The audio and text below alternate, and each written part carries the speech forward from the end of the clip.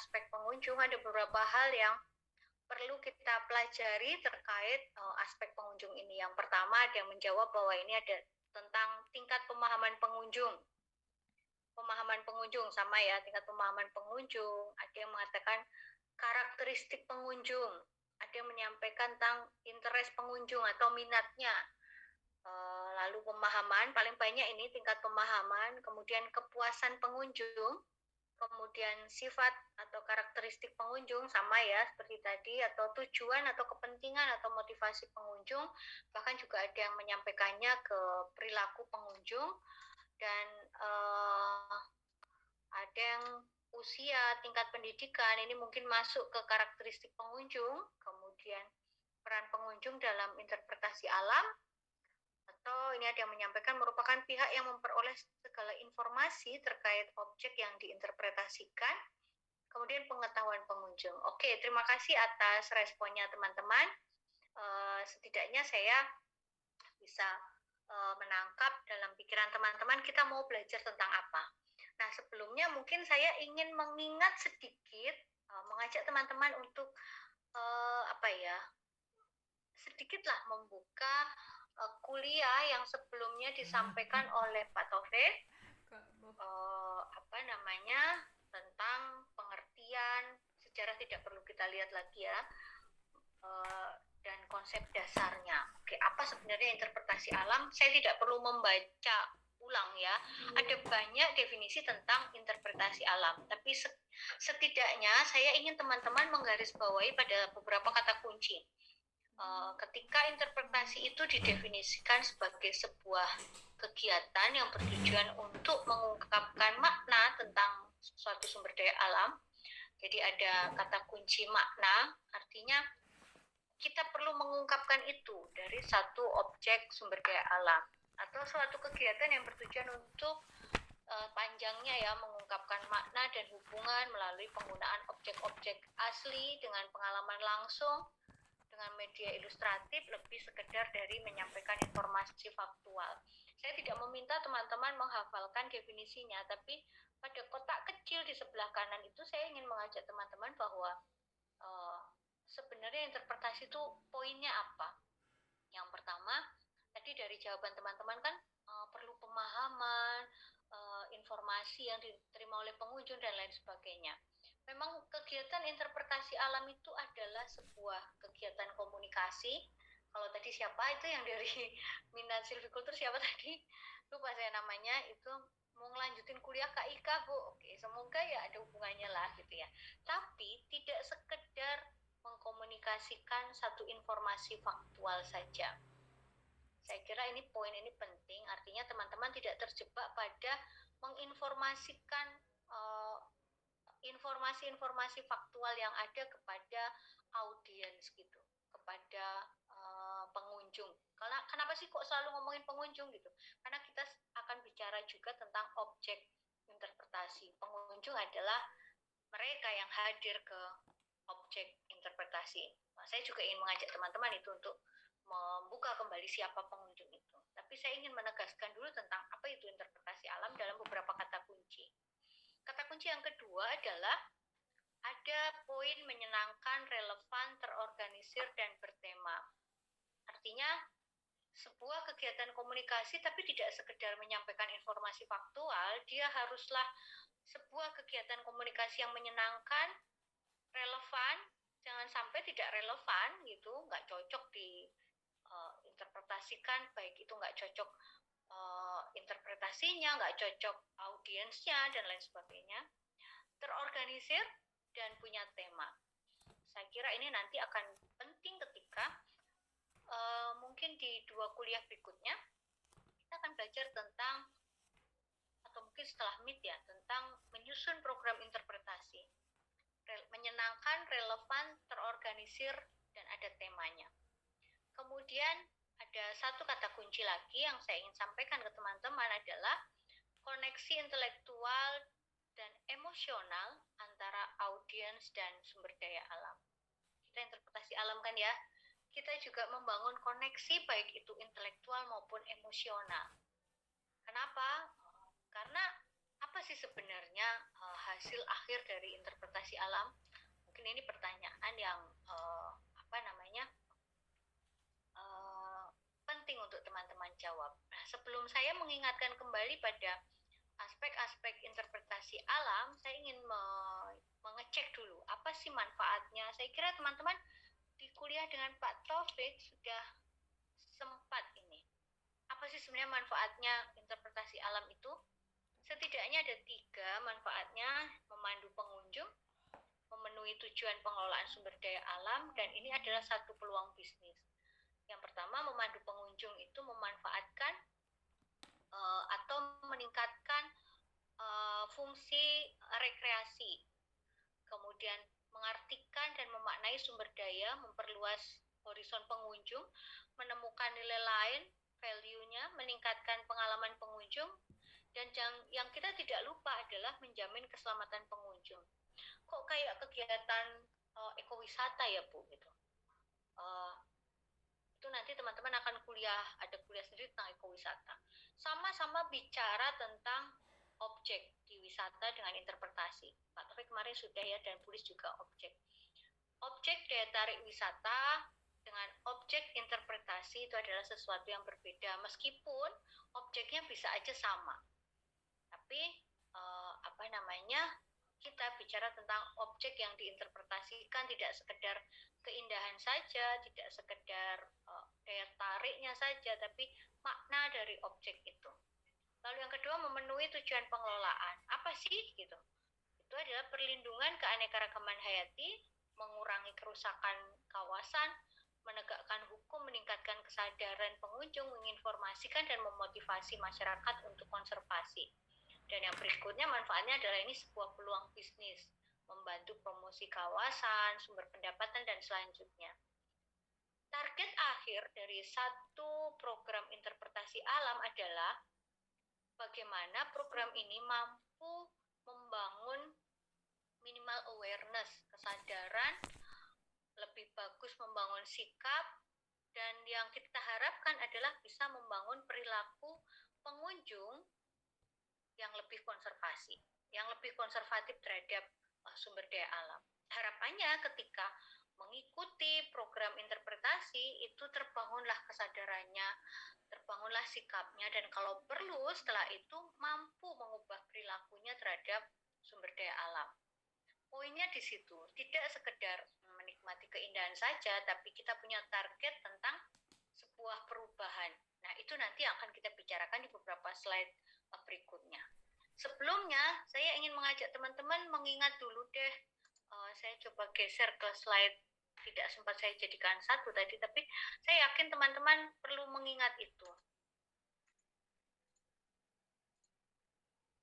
Mungkin sudah disampaikan oleh Taufik atau Pulis, tapi saya perlu menyampaikan lagi untuk memposisikan di mana sih aspek pengunjung.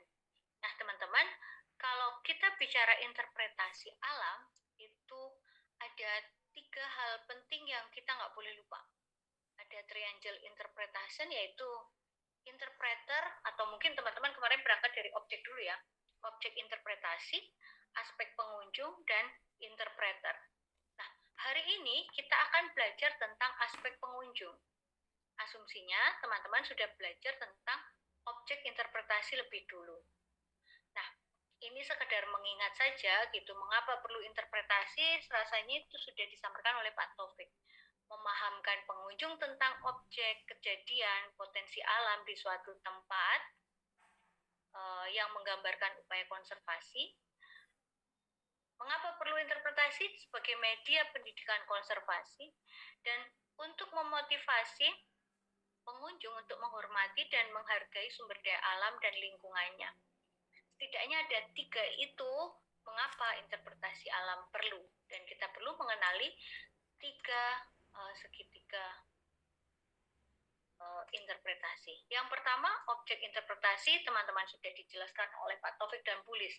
Objek interpretasi itu bisa macam-macam, keindahan, keanekaragaman hayati, proses ekologi, kebudayaan, relasi manusia dengan alam, dan lain-lain. Tapi ada beberapa pesan penting yang teman-teman harus perhatikan. Tidak sekedar keindahan, tapi sebuah informasi. Demikian juga tidak sekedar informasi, tapi sebuah pesan bermakna. Kan kita sedang menguak makna dari satu objek. Dan pesan bermakna itu pun perlu kita dorong menjadi sebuah pesan untuk konservasi yang arahnya adalah pada menyadarkan, menyentuh emosi, memotivasi untuk konservasi. Nah, kita nggak perlu nyimak videonya ya. Di situ ada tulisan menyimak video, tapi lain kali saja. Kemudian hari ini kita akan masuk di pengunjung. Tapi mungkin karena segitiganya itu adalah objek, pengunjung, dan interpreter, saya ke interpreter dulu. Sekilas lalu kita balik lagi ke pengunjung. Interpreter itu bisa pemandu wisata, bisa tour leader, bisa park ranger, bisa penyuluh, polu, dan lain sebagainya. Bisa juga kita, gitu kan ya. Nah,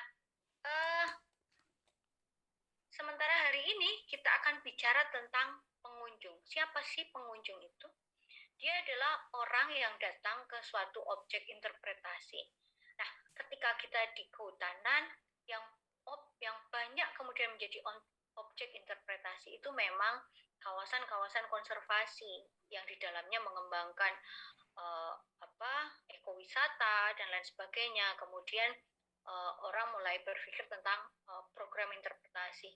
Mengapa kawasan-kawasan konservasi ini concern ke sana? Karena salah satu fungsi kawasan konservasi adalah fungsi pendidikan, fungsi penyadaran, fungsi kampanye lingkungan, dan lain sebagainya. Dan itu bisa didorong dengan program interpretasi. Interpretasi alam maksudnya ya, kadang-kadang kepotong di situ. Nah, mereka itu datang dari berbagai latar belakang, asal, tempat tinggal, berbagai kelompok umur. Jadi kalau tadi teman-teman menjawab, ada yang bilang karakteristik pengunjung Bu yang kita pelajari. Oke, karakteristik pengunjung artinya kita perlu tahu karakteristik pengunjung. Untuk apa? Ya karena tujuan akhir dari interpretasi itu kan membangun kesadaran akan konservasi, sehingga kita perlu mematchingkan program kita dengan karakteristik mereka. Karena membangun kesadaran itu tidak semudah sekedar memberi informasi saja. Kita harus menyesuaikan dengan siapa mereka, latar belakang, karakteristik, dan lain sebagainya.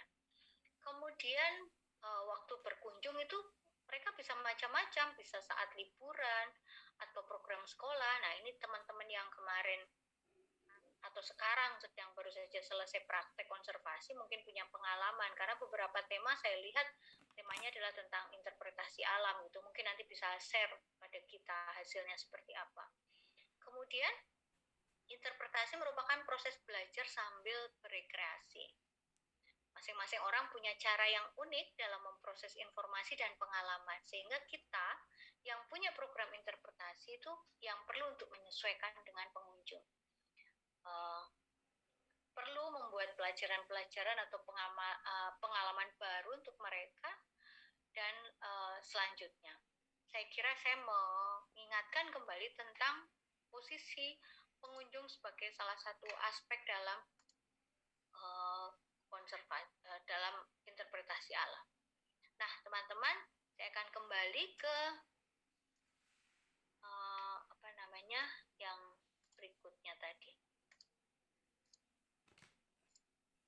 Bentar ya.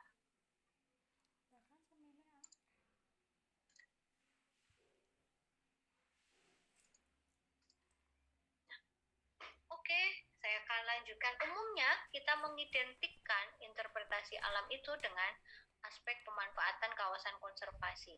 Umumnya begitu, tapi sebenarnya interpretasi alam bisa dilakukan di mana saja. Tapi biasanya ini kita identikan dengan aspek pemanfaatan kawasan konservasi, bisa di Taman Nasional, Tahura, atau Taman Wisata Alam. Saya kok nggak nyebut Suaka, Marga Satwa, dan Cagar Alam, karena fungsinya memang agak berbeda di situ.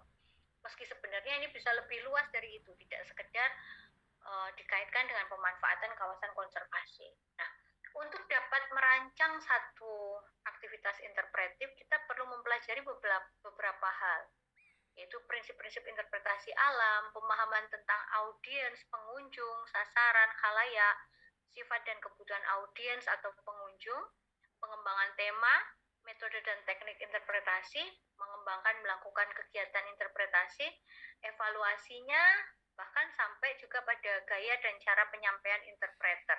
Tapi sekali lagi hari ini kita diskusi tentang pengunjung, sehingga untuk merancang satu aktivitas interpretif, salah satunya adalah yang kita diskusikan hari ini, yaitu tentang pemahaman kita tentang si audiens. Bagaimana kita memahami siapa audiens kita, siapa pengunjung kita, seperti apa karakteristiknya, sehingga program atau pesan interpretasi apa yang cocok untuk mereka, itulah yang perlu kita perhatikan. Nah, sebenarnya saya punya pertanyaan, tapi dibaca saja. Prinsip-prinsip interpretasi alam itu, mengapa sih komunikasi informal faktual, komunikasi informasi faktual bukan tujuan yang cukup untuk interpretasi? Tadi saya sampaikan di awal bahwa tidak sekedar komunikasi tentang informasi faktual saja, lebih dari itu. Nah, tapi mengungkapkan makna dan hubungan-hubungan yang ada. Nah, interpretasi itu membutuhkan audiens. Mari kita pelajari lebih lanjut tentang audiensnya. Sebenarnya saya mau nanya ini ke teman-teman gitu, tapi nanti makin lama gitu kuliahnya. Kita langsung saja masuk ke audiens.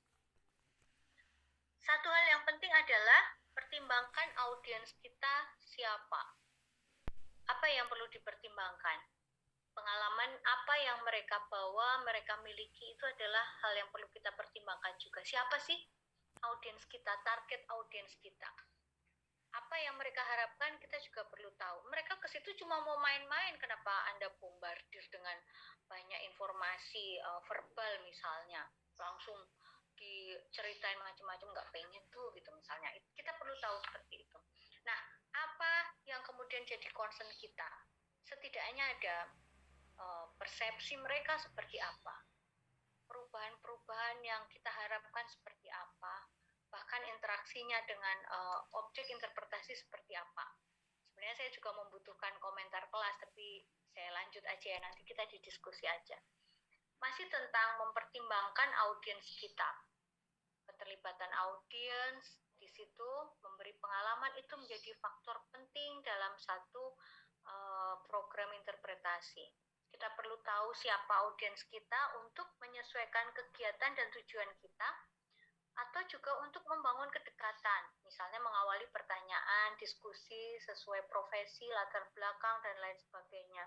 Misal yang datang ibu-ibu arisan nih gitu, masa teman-teman langsung mau ngomongin tentang ekosistem gitu sama mereka gitu, mungkin nggak gitu juga ya. Ibu-ibu itu ketika melihat mungkin satu objek interpretasi yang menarik itu, barangkali perhatian mereka itu akan sesuai dengan latar belakang mereka. Nah, teman-teman bisa masuk ke situ, bisa mempertimbangkan itu ketika mau menyajikan program interpretasi. Siapa pengunjung tadi sudah kita bahas ya, mereka adalah yang datang ke objek interpretasi dan selanjutnya. Ini adalah hal yang penting sebenarnya kuliah kita hari ini ya, ini yang kita bahas, yaitu bahwa program interpretasi itu target akhirnya adalah mendorong perubahan persepsi, sikap, dan perilaku. Mungkin di sini persepsi dan perilaku, tapi mendorong perilaku itu sebenarnya sebuah tahapan dari membangun awareness, sikap, baru kemudian menjadi sebuah perilaku. Tapi saya singkat saja, perilaku. Nah, satu hal yang menarik adalah ketika teman-teman mengembangkan satu program interpretasi, kiranya perlu mengetahui apakah ada perubahan persepsi dari sebelum mengikuti program interpretasi dengan sesudahnya. Kemarin untuk teman-teman yang praktek, mungkin ada yang hari ini hadir ya atau tidak ya, yang praktek mengembangkan program edukasi penyu gitu. Saya sempat tanya kemarin ketika ada yang berkunjung, satu kelompok anak sekolah gitu, saya tanya kira-kira program ini membuat perubahan apa atas kehadiran mereka dan mereka mengikuti program interpretasi yang terjadi. Nggak sempat diketahui katanya.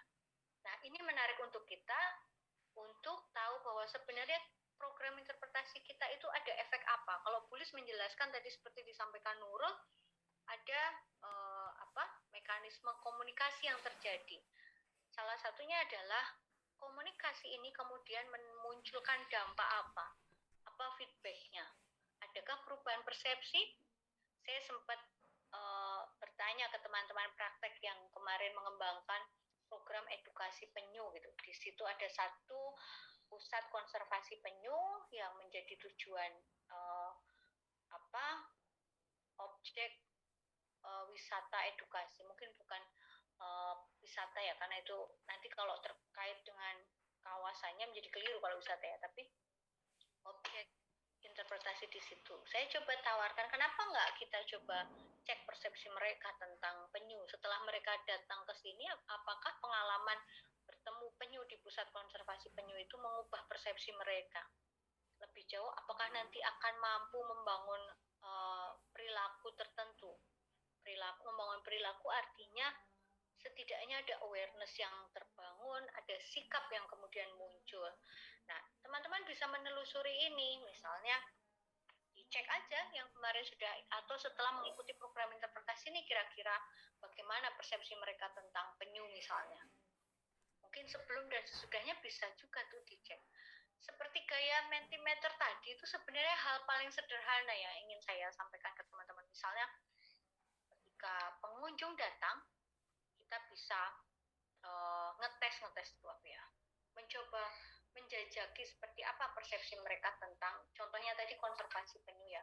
Setelah mengikuti program, kemudian kita bisa bertanya lagi tentang konservasi penyu. Saya sempat guyonan, bisa loh kita sekedar nanya, sampaikan 1-2 kata tentang penyu gitu. Itu akan menarik karena persepsi kita akan terbaca di situ. Jadi ini contoh saja untuk mengetahui apakah ada perubahan persepsi. Nah, sebenarnya tahapannya adalah ketika mendapatkan pembelajaran. Jadi kalau audiens, pengunjung itu mendapatkan pembelajaran tentang satu objek, harapannya ada informasi atau makna konservasi yang disampaikan ke kita, itu bisa membangun kesadaran terhadap objek tertentu, lalu memotivasi atau membangun sikap tertentu, dan harapannya bisa membuat perubahan perilaku. Jadi saya kira ini yang membedakan program interpretasi dengan ekowisata. Karena ada satu tahapan yang ingin dibangun sampai mengubah perilaku. Atau ini sebenarnya bagian dari suatu kegiatan kampanye konservasi. Gimana caranya agar kita bisa membangun awareness? Gimana caranya kita bisa memotivasi satu sikap positif terhadap sumber daya alam dan lain sebagainya, itu yang menjadi tantangan kita ketika menyusun program interpretasi. Saya lanjutkan. Nah, kalau pertanyaannya gimana, berarti terus strateginya gimana membangun persepsi, awareness, sikap, dan perilaku, itu strateginya bagaimana? Ada banyak pendekatan, tapi barangkali ini bisa menjadi bekal teman-teman. Yang pertama, informasi itu penting. Satu objek itu perlu diinformasikan kepada pengunjung. Gimana caranya pengunjung mendapatkan informasi? Sekedar dijelaskankah oleh interpreter? Bisa. Atau objek interpretasi itu kita lengkapi dengan informasi-informasi yang penting. Apapun itu media komunikasinya. Bisa dengan interpreter, bisa tanpa interpreter.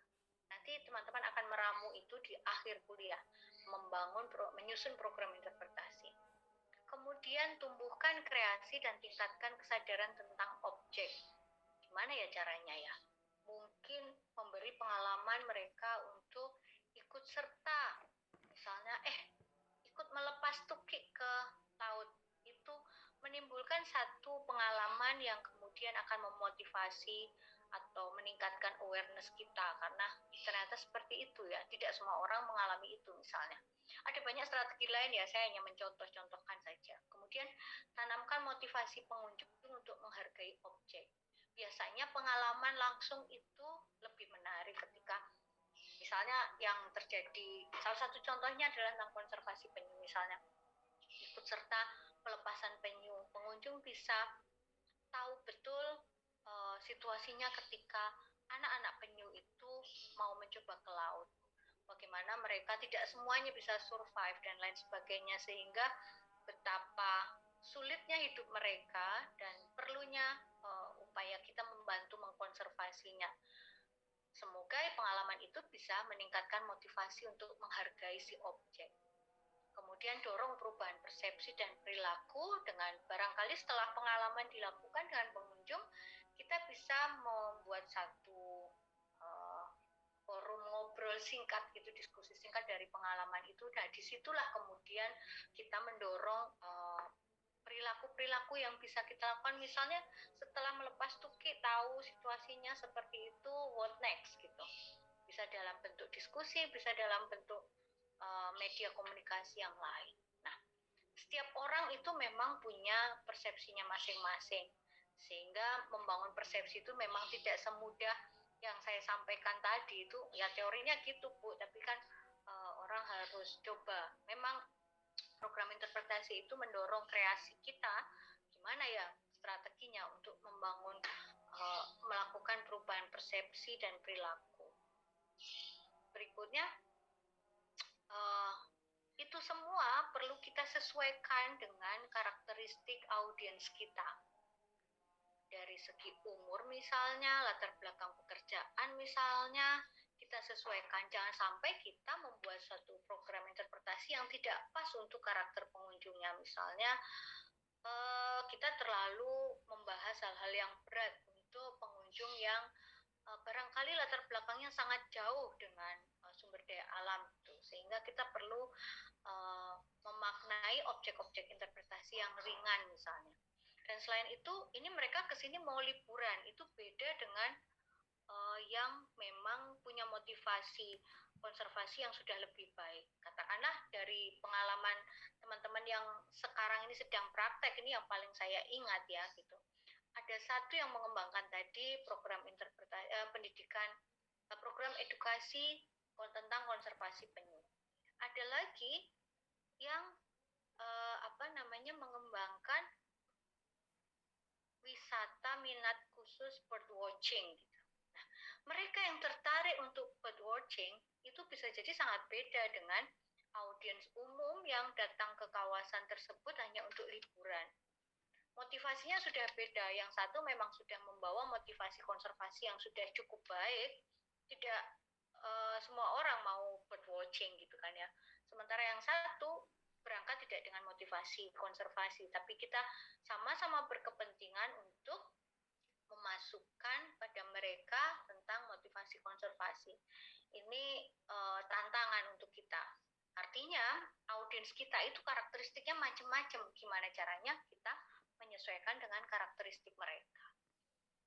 Nah, ini tambahan informasi saja bahwa interpretasi adalah proses belajar.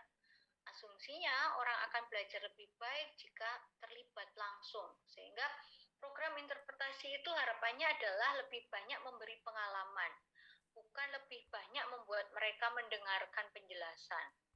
Artinya, seorang interpreter bukan berarti dia punya hak kuasa penuh untuk ngomong terus gitu, tidak, tapi bagaimana caranya mengkreasi satu program interpretasi yang memberi pengalaman langsung untuk mereka. Karena apa? Karena orang belajar itu lebih banyak dari pengalaman. Ini ada prosentase mereka belajar, kalau cuma diceramai oleh interpreter ya mungkin hanya 10% saja yang didengar, sementara mengalami langsung itu akan beda. Tadi kembali contohnya misalnya ke program edukasi penyu tadi. Nah, ini beberapa prinsip-prinsip yang bisa teman-teman pertimbangkan ketika menyusun program interpretasi pada aspek pengunjung. Setiap orang punya cara yang unik dalam memproses informasi. Lalu pelajaran baru itu mengembangkan pengetahuan sebelumnya. Orang lebih belajar sesuatu yang dianggap bernilai baginya. Nah, saya kira ini teman-teman baca dan coba ya, mencobanya, sehingga harapan saya nanti di akhir kuliah teman-teman bisa nyusun program interpretasi kayaknya nanti. Mending kalau yang sudah kuliah interpretasi yang sudah itu kuliah ini diakhiri dengan satu project untuk nyusun program interpretasi, bukan dengan ujian berupa soal jawab, tapi itu nanti belum kita putuskan untuk para tim pengajarnya, tapi biasanya seperti itu bocorannya. Mengetahui manfaat dari informasi yang disampaikan, kemudian orang belajar paling baik dari pengalaman pertamanya. Kalau udah pernah mungkin bisa dicek, udah pernah belum yang lepas tuki, udah pernah, tapi bikin pengalaman pertama. baik jika mereka mendapat pengalaman secara langsung, penjelasan yang terorganisir, dan lain sebagainya. Kita juga bisa mengajukan pertanyaan-pertanyaan kepada pengunjung untuk memotivasi mereka memaknai satu objek interpretasi. Apalagi yang penting gitu, memberi peluang pada audiens saat dimulai aktivitas interpretasi untuk mengarahkan perhatian. Lalu bagaimana nanti interpreter memperlakukan audiens, ini akan dibahas pada aspek interpreter. Kemarin sudah atau belum ya aspek interpreternya? Nah, psikologi pengunjung dan lain sebagainya perlu menjadi pertimbangan. Kemudian ini beberapa hal yang bisa saya kira memperkaya kita untuk menyusun program interpretasi, memberi gambaran tentang tujuan pengelolaan kawasan sebagai objek interpretasi yang dikunjungi misalnya. Membuat kreasi tentang situasi yang tidak biasa misalnya. Atau menyajikan fakta-fakta yang mendukung, membuat suasana yang menyentuh perasaan, memotivasi untuk proaktif dalam mengubah perilaku yang lebih konservatif. Ada beberapa video sebenarnya tentang interpretasi yang bisa teman-teman simak agar nanti sebagai inspirasi ketika teman-teman menyusunnya. Ini beberapa informasi juga apa sih yang audiens suka dan tidak suka gitu. Audiens itu pasti suka ketika ada keterlibatan sensorik itu langsung, memegang mungkin, merasakan, mendengarkan, atau mengalami sesuatu, atau menyenangkan, humor gitu, ada yang lucu-lucu, atau dapat informasi baru, atau ketemu interpreter yang antusias. Nah, sebaliknya pengunjung ini nggak suka kalau ada proses pembelajaran yang garing, misalnya diceramain terus nanti orang kita mau liburan malah diceramain gitu. Interpreter yang terlalu banyak bicara atau terlalu teknis, ini malah kayak kuliah gitu misalnya. Presentasi yang panjang dan tidak antusias. Memang interpretasi itu adalah satu seni sehingga kreativitas kita sangat diharapkan. Nah, kok langsung tugas ya? Sebenarnya tidak, teman-teman, untuk aspek pengunjung tugasnya nanti di akhir saja. Karena ke depan setelah teman-teman belajar tentang objek interpretasi kemarin, kemudian belajar tentang aspek pengunjung, mestinya ke depan akan ada tugas mengembangkan tema dari objek-objek interpretasi. Apa sih temanya gitu. Memang lebih baik kalau di kuliah ini kita praktek. Saya sebenarnya mengusulkan untuk membawa teman-teman ke Wanagama misalnya untuk mengidentifikasi program interpretasi, kemudian mencoba membuat program interpretasi untuk Wanagama. Proses-prosesnya kita lalui, tapi sementara ini belum mendapatkan izin untuk praktek di sana terkait situasi pandemi sebenarnya. Tapi itu nanti coba saya komunikasikan kembali. Di akhir sih harapan saya tugasnya project aja gitu ke sana. Jadi mengembangkan tema dari objek interpretasi, kira-kira temanya apa ya? Nanti juga dari Pak Heru akan mengajarkan tentang membuat jalur interpretasi. Bagaimana kemudian objek itu terkait dengan jalur, kemudian dirangkum dalam satu tema, kemudian disajikan dalam sebentuk program interpretasi. Kemudian metode dan teknik interpretasi, saya kira ini akan jadi pembahasan minggu depan harusnya, bukan sekarang, karena nanti Pulis yang akan menyampaikan tentang metode dan teknik interpretasi. Sampai di sini saya kira tugas saya harusnya sampai di sini, tugas kita berikutnya gitu, tapi ini masih saya pending. Sementara saya sampaikan bocorannya dulu, kalau memang ini disetujui, saya sebenarnya ingin mengajak teman-teman pergi ke Wanagama untuk mencoba atau membuat program interpretasi untuk Wanagama. Jadi setelah mendapatkan semua bekal dari minimal segitiga interpretasi itu, teman-teman sudah pelajari mengidentifikasi objek, memahami siapa audiensnya, kemudian memahami juga satu lagi interpreternya. Barangkali teman-teman ini juga diharapkan nanti menjadi interpreternya gitu. Jadi sebenarnya ada banyak tugas yang bisa dilakukan ketika kita coba datang satu ke objek interpretasi.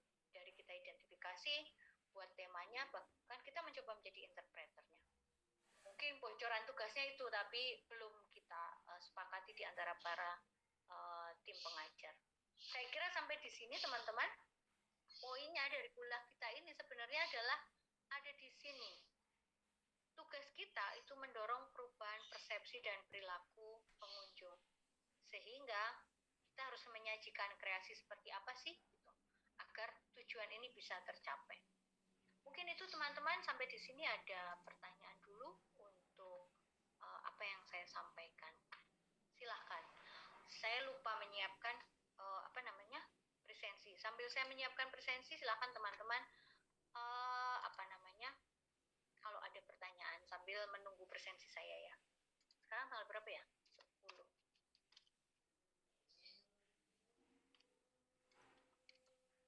Silahkan kalau ada pertanyaan. Izin bertanya, Bu. Ya, silahkan. Ingin menanyakan terkait tadi salah satu poin penting tadi kan perubahan perilaku ya, Bu. Nah, itu kan kita sebagai interpreter misalkan sudah memberikan yang terbaik kepada pengunjung, terus punya agak keras boleh? Cek. Udah ya. Keras loh. Kita kan sebagai interpreter itu mesti kayak memberikan yang terbaik dan punya segala strategi dalam pendekatannya, Bu, dan juga melibatkan pengunjungnya, dan akhirnya mereka juga ada kesempatan untuk feedback itu dalam diskusi forum mungkin atau media komunikasi lainnya. Tapi apakah benar-benar ada jaminan, Bu, kalau mereka akan berubah perilakunya gitu, Bu, di masa mendatang? Atau semua ini masih kayak berdasarkan asumsi mereka akan lebih aware gitu tentang apa yang telah disampaikan, Bu? Oke. Ini pertanyaannya berat sekali nih. Ada kalimat ini. Terima kasih. Ini tadi siapa yang nanya? Saya belum mencatat namanya. Tadi siapa? Amadeus Stefan. Amadeus. Ini di kafe tapi ngomong terus dari tadi ya. Amadeus. Oke. Pertanyaannya luar biasa. Apakah ada jaminan perubahan perilaku ya? Gitu. Ada teman yang mau komentar dulu untuk pertanyaannya Amadeus? Ini menarik sekali. Silahkan. Kalau ada yang komentar dulu. Saya membuka komentar dulu ini. Target kita ini kan perubahan perilaku ya. Terus apakah ada jaminan ya untuk perubahan perilaku? Kalau kita udah berusaha menjadi interpreter yang baik, berusaha mengembangkan satu objek interpretasi yang menarik dan lain sebagainya. Kemudian apa ada jaminan ya perubahan perilaku? Teman-teman boleh sambil mengisi presensi di kolom chat, linknya sudah saya kirimkan. Okay. Ya nggak bisa diprediksi itu kalau dari saya. Kamu golongan pesimis ya, nggak ada jaminan. Oke, nggak apa-apa. Ini menarik sekali soalnya pertanyaannya. Bagus, habis ini boleh nunjuk temennya yang lain untuk menjawab pertanyaannya Amadeus. Kamu nunjuk siapa?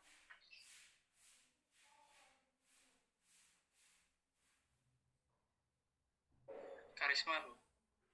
Oke, silakan Karisma. Kamu ditunjuk loh sama Bagus loh. Kalau dari saya sih juga kurang lebih sama kayak Bagus ya, Bu. Kayak karena kita udah berusaha semampu kita dan semaksimal mungkin dari kita, kalau mungkin masih untuk jaminan dari tentang perubahan perilaku mungkin nggak ada sih, tapi seenggaknya dari kita juga udah menyampaikan yang terbaik dari kita gitu aja sih kalau dari saya. Nggak ada jaminan. Oke. Yang kalau Karisma ini kan kita udah berusaha menyampaikan yang terbaik. Nggak ada jaminan. Kalau nggak ada jaminan nggak usahlah bikin program interpretasi kali gitu ya. Tapi nggak apa-apa. Silakan Karisma boleh nunjuk yang lain siapa? Mungkin Alia, Bu. Alia. Mana Alia? Kamu ditunjuk sama Karisma. Alia atau Aulia? Oh, Alia Nafisa ya? Mungkin setelah dilakukan interpretasi, Alia ada di situ? Interpreter bisa memberikan mana Alia? Memberikan feedback. Sehingga kita tunggu sebentar, Bu, mungkin dia masih ada gangguan jaringan. Ini barusan kamu bikin saya. Oh ya. Oke, kita tunggu Alia ya. Tapi ini menarik banget ya. Kita sambil nunggu Alia, ini pertanyaannya luar biasa. Saya kok kayak mau bersin ya, sebentar ya.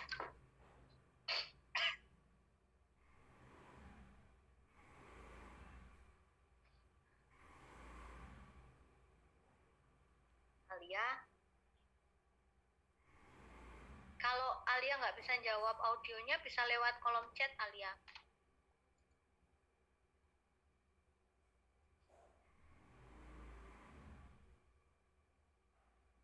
Kok sepi? Atau Karisma boleh nunjuk yang lain dulu, nanti Alia boleh kalau tiba-tiba mau muncul gitu lewat chat atau suara silakan, tapi Karisma mungkin bisa nunjuk yang lain dulu. Mohon maaf Bu, mungkin ternyata Alia kelempar lagi Bu. Ini tadi barusan ngabadi juga. Iya. Bentar. Mungkin mau Oh iya nih nunjuk, Alia lagi mau masuk. Oke, Karisma mungkin bisa nunjuk yang lain dulu. mau Afriza aja deh Bu. Afriza, mana Afriza mana? Oke, silakan Afriza. Kamu di Palembang. Enggak Bu, ini virtual Itu background juga saja. bukan jembatan Palembang kok ya. Tapi kita punya yang kayak gitu di Palembang. Oke, silakan Afriza. Kalau menurut Afriza gimana? Tentang perubahan perilaku mungkin bisa berubah perilakunya jika memiliki impact gitu loh, memiliki dampak. Soalnya kan manusia mau berubah itu kalau dia udah terdampak akan sesuatu itu baru dia bisa berubah. Jadi mungkin interpreternya harus memberikan dampak agar perilakunya bisa berubah. Dari saya, menurut saya itu. Misal apa? Ini kok harus dikasih dampak dulu. Misal gimana? Misal kayak apa ya Bu? Susah juga ya. Biar audiens itu memang bisa kita bangun perilakunya.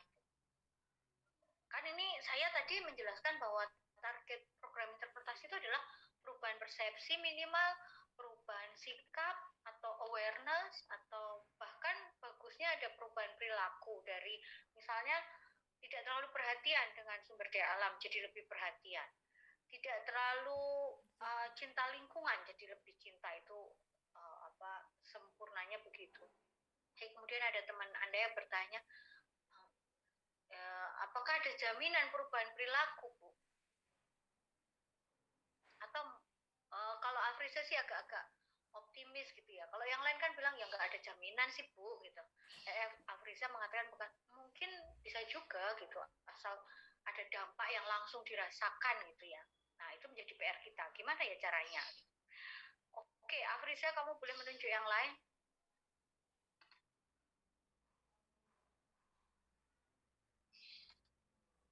Ada yang menulis nih.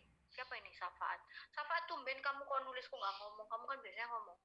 Sebenarnya dari perubahan perilaku itu tidak dapat dipungkiri lagi, memang kadang sering didapati. Menurut saya Bu, disinilah bukti interpreter bermain dalam berkreasi dan kita menyesuaikan dengan audiensnya, terus tumbuh motivasi. Why kita di sini? Why? Justru interpreter harus berperan aktif dalam mengendalikan hingga sasaran kita harus dilihat juga. Kalau dari saya itu Bu. Oke. Agak optimis dan berusaha gitu. Saat ini yang lagi praktek dan lagi nyusun itu kalau nggak salah. Nyusun program interpretasi di mana Safaat kamu di saya lupa. Betul, di kawasan hutan mangrove di Taman Nasional Alas Purwo. Itu tantangan untuk teman-teman yang sedang nyusun itu. Kayak apa programmu?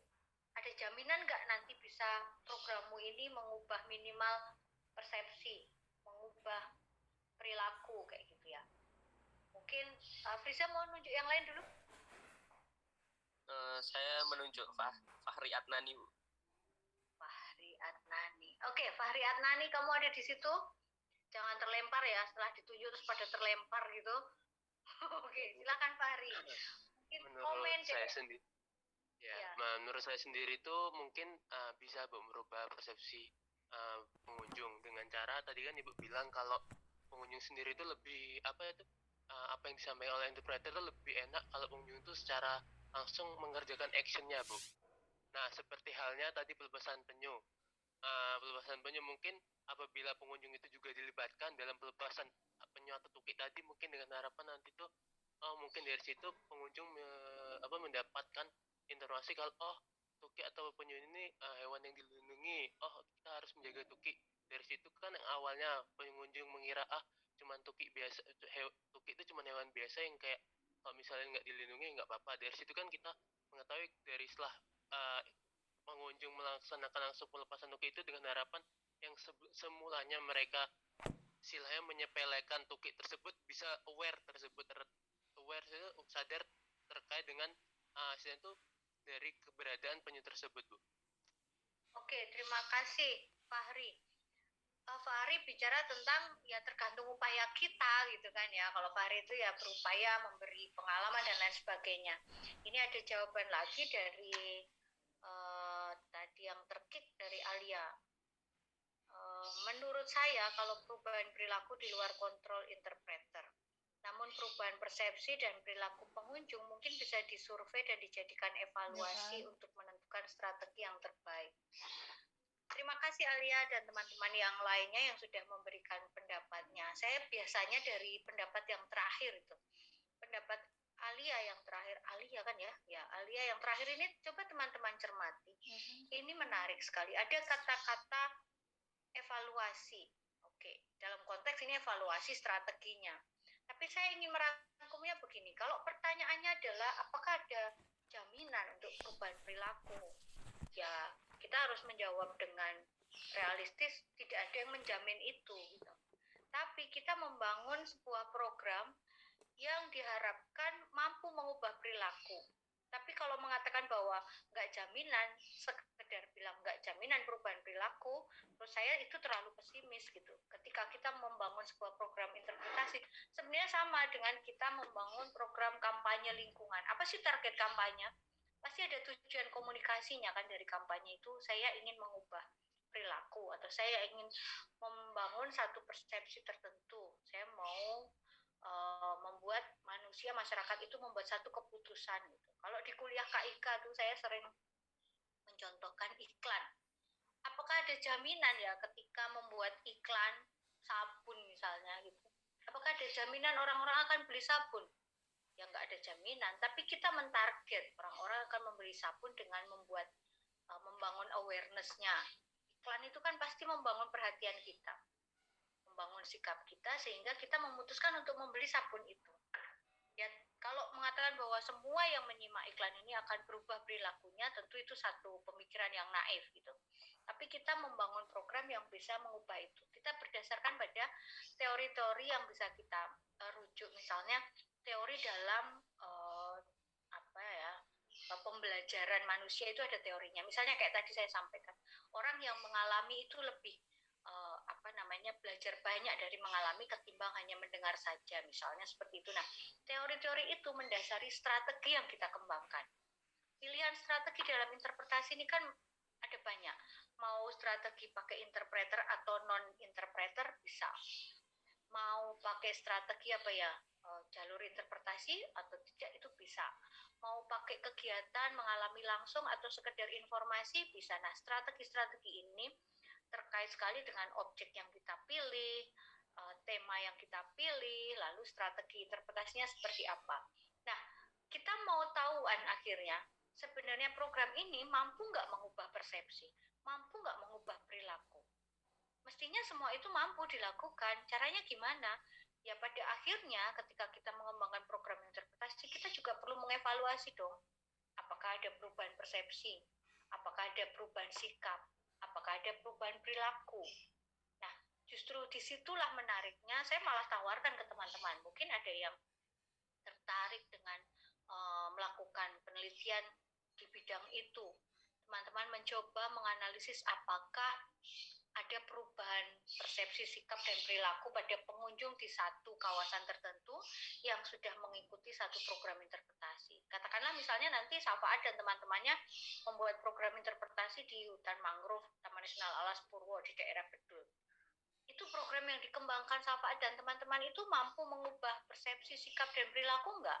Bisa dievaluasi loh, mereka yang sudah datang ke sana mengikuti program itu, bisa kita teliti apakah ada perubahan persepsi, apakah ada perubahan sikap, apakah ada perubahan perilaku. Nah, ini nanti teman-teman bisa belajar di kuliah Metopen gitu. Nah, tapi bukan berarti terus, saya kira kalau kita bilang nggak ada jaminan gitu, berarti itu akan membuat kita tidak perlu program interpretasi. Tapi program interpretasi ini memang meningkatkan atau berupaya persepsi, sikap, dan perilaku. Ya nggak jaminan memang, tapi kita menyusun strategi agar itu bisa. Dan bisa atau tidak, kita evaluasi. Jadi ada teori yang menjadi sandaran kita, ada strategi yang kita kembangkan, lalu ada satu skenario evaluasi. Apakah benar bisa mengubah persepsi? Kalau ternyata sama sekali nggak berubah persepsinya, kita sudah ukur loh dari sebelum dan sesudah mengikuti program ini nggak ada perubahan persepsi. Kita bisa mengevaluasi apakah ada strategi yang kurang tepat, ataukah program kita tidak cocok untuk karakter audiensnya atau yang lain sebagai mekanisme evaluasi dan pengembangan lebih lanjut. Saya kira begitu. Kalau pertanyaannya apa ada jaminan, Bu? Ya tidak ada jaminan, itu bergantung pada bagaimana kita mengembangkan programnya. Tapi bahwa program interpretasi itu targetnya adalah mengubah persepsi, sikap, dan perilaku pengunjung, itu yang kita pegang. Saya kira itu penjelasan dari saya. Mungkin ada lagi yang ingin bertanya balik merespon pertanyaan ini, atau mungkin ada pertanyaan yang lain lagi. Silakan. Saya izin bertanya, Bu. Ya, silakan. Siapa Oke, ini? baik, Sahabat? Ya, Bu. Maaf, Bu, saya tadi nggak bisa balas karena soalnya jaringan di kereta kadang muncul, kadang Oke. ya. Mungkin ini sih, Bu, mau bertanya terkait bagaimana kalau semisal membedakan sasaran kita terhadap pengunjung dengan pelaku usaha wisata tersebut. Nah, mungkin saya perlu tahu di mana kira-kira ada nggak sih relevansi dan cara menggali cara pandang dari pelaku usaha wisata itu agar kita bisa tahu sebenarnya pelaku usaha wisata itu maunya kayak gimana. Karena di sini saya mencoba untuk menggali tentang keterlibatan masyarakat sendiri, Bu. Keterlibatan masyarakatnya itu yang menjadi sasarannya adalah pelaku usaha wisata yang terlibat. Jadi yang terlibatnya itu bagaimana si pelaku usaha wisata ini yang berada di dalam TWA. Nah, itu saya perlu tahu membandingkan dampak dari pandemi yang dialami sebelum dan saat ini pandemi kayak gitu, Bu. Itu bagaimana cara menggali cara pandang. Sama pertanyaanmu ya, Safaat. Gimana, Bu? Saya kok bingung sama pertanyaanmu. Oke, maksudnya bagaimana saya coba ringkas ya, membedakan sasaran kita dengan pelaku. Mungkin bisa dijelaskan konteksnya, Safaat. Saya bingung memahami pertanyaannya, jadi saya menjawabnya bagaimana ya. Ada pelaku jasa wisata. Kasih cerita konteksnya dulu. Halo? Oke. Halo, tes ini. Ya, silakan. Boleh dijelaskan lebih memahamkan saya pertanyaannya.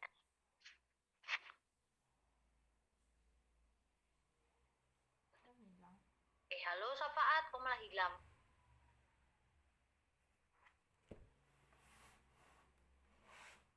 Oke, saya mau coba untuk saya yang pertama adalah bagaimana cara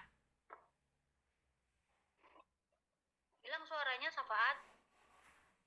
Halo, Bu. Oke, mungkin bisa poin per poin pertanyaannya. Halo, cek. Udah ada nggak, Bu? Ya. Oke. Yang pertanyaan pertama saya, bagaimana cara membedakan pengunjung tersebut dengan pelaku usaha wisata? Apakah dia udah bagian masuk ke dalam audiens atau belum? Terus yang kedua, pengunjung dan pelaku usaha wisata. Ya, misalnya siapa saja ini pelaku usaha wisata? Misalnya siapa? Ya, Bu. Terus yang kedua,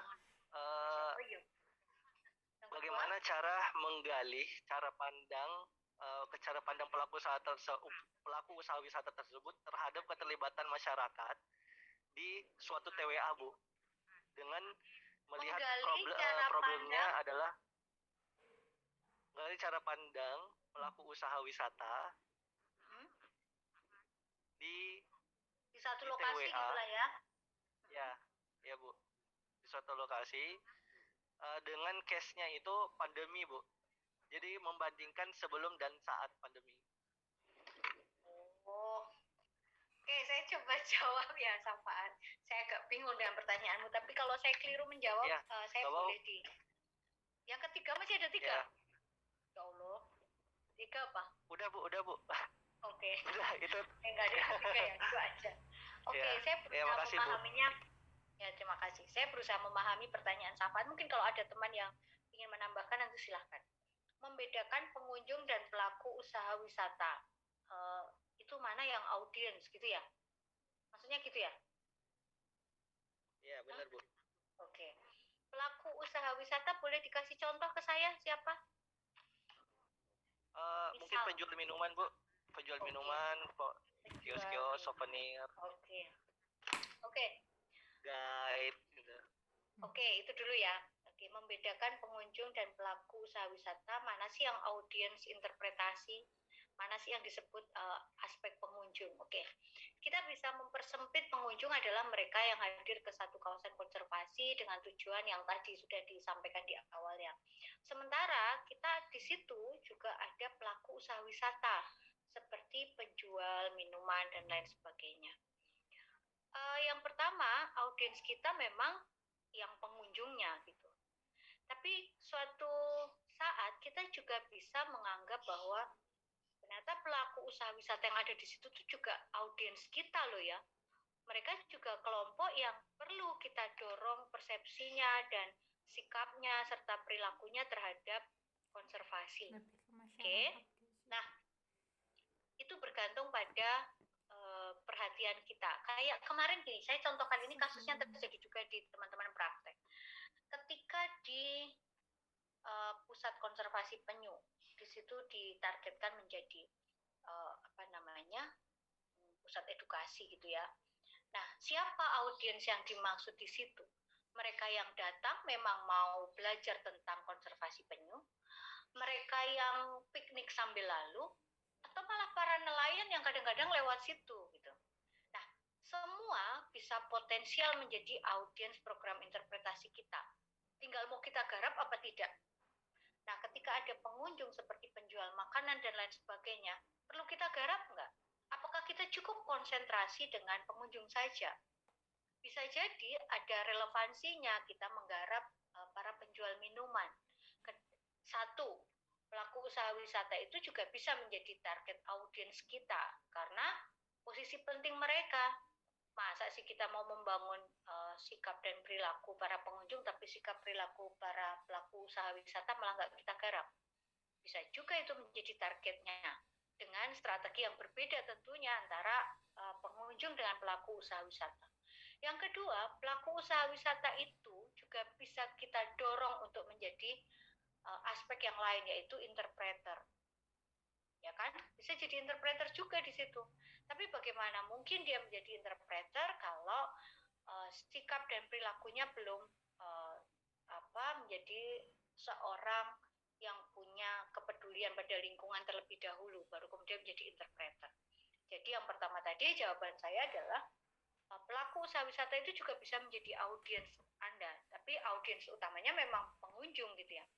Tapi dengan asumsi bahwa pelaku usaha wisata ini juga menjadi agen nanti di situ ya, dia perlu juga dalam dirinya terbangun persepsi, sikap dan positif terhadap konservasi, sehingga ke depan justru ini potensi jadi interpreter juga. Interpreter tidak harus selalu interpreter yang resmi di sana, tapi pelaku usaha wisatanya juga harus mencerminkan mencerminkan agen atau stakeholder yang juga mendukung konservasi. Coba bayangkan di satu kawasan konservasi, interpreternya menghandle satu program interpretasi, sementara pelaku usaha wisatanya justru sebaliknya dan kontraproduktif terhadap upaya atau kampanye lingkungan di situ misalnya. Malah pelaku usaha wisatanya aja mungkin nggak cinta lingkungan juga gitu, malah jadi misalnya contoh kecil misalnya nggak jaga sampahnya dan lain sebagainya. Itu justru harus didulukan malah kalau seperti itu. Bagaimana mungkin kita berkonsentrasi pada audiens yang pada datang, tapi dalam diri kita sendiri di situ tidak dibangun. Nah, pelaku usaha wisata ini kan bagian dari program mungkin ekowisata di situ, program interpretasi di situ. Kemudian pertanyaan yang kedua, gimana menggali cara pandang perilaku usaha wisata di Taman Wisata Alam dengan kasus pandemi. Maksudnya gimana ya kok dikaitkan dengan pandemi? Menggali cara pandang tentang apa gitu. Tapi saya coba Keterlibatannya, Bu. Keterlibatan masyarakatnya, Bu.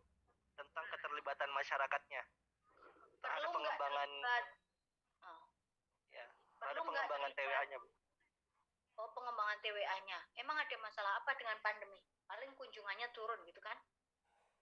Iya, ya itu, Bu. Itu yang saya perlu cari tahu gimana caranya kira-kira menggali. Sebenarnya persoalannya mungkin kalau saya lihat di latar belakang pertanyaannya Safaat yang barusan praktek gitu ya, persoalannya adalah pada motivasi gitu. Karena pandemi, kunjungan menurun, membangun keterlibatan mereka gimana? Motivasi saya kira menjadi hal yang utama, motivasi untuk terlibat, motivasi untuk mendapatkan berangkat dari keuntungan apa yang perlu mereka dapatkan. Kalau saya lihat kasus di lokasinya Safaat, mungkin teman-teman perlu tahu juga ya, di situ ada satu objek wisata yang sempat berkembang pesat, dikelola oleh masyarakat bekerja sama gitu, didorong atau didampingi oleh Taman Nasional, kunjungannya sempat tinggi lalu drop. Ketika kunjungan drop, terus cenderung tidak peduli. Artinya keterlibatan masyarakat selama ini masih sangat bergantung pada opportunity-nya. Nggak ada opportunity-nya ya udah saya nggak mau terlibat lagi, nggak ada pengunjungnya ngapain gitu. Tapi memotivasi mereka untuk sama-sama berkontribusi untuk meningkatkan kembali kunjungan itu penting. Ya jangan terus menggantungkan misalnya itu urusannya TN yang harus meningkatkan aspek pemasarannya lagi, meningkatkan kunjungan lagi, baru kita bisa hidup. Tapi kunjungan itu juga bersama. Jadi saya kira kalau soal pelibatan pelaku usaha wisata itu soal motivasi. Saya melihat ada demotivasi di antara para pelaku usaha wisata yang ada di sana ketika kunjungan turun drastis. Nah itu PR marketing saya kira. Tapi ya motivasi itu kalau saya kira harus dibangun dulu motivasinya. Kalau udah nggak termotivasi, ya mereka akhirnya hanya menunggu. Karena kalau rame datang lagi, kalau nggak rame nggak peduli gitu. Nah itu yang digarap dulu. Saya kira itu Safaat. Halo.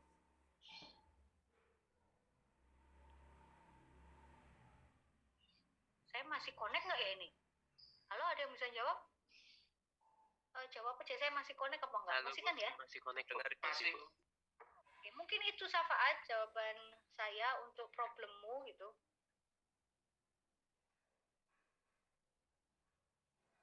Kemarin sudah saya sampaikan kayaknya di lapangan di Alas Purwo ketika ada problem seperti itu, yaitu bisa jadi tantangan para pendamping masyarakat. Pendamping bisa Alas Purwo, bisa LSM yang mendampingi ketika ada demotivasi gitu. Pandemi, pengunjungnya turun, boro-boro mikir sampai ke program interpretasi, pengunjungnya aja nggak ada misalnya. Nah, itu mungkin satu hal yang perlu disikapi bersama.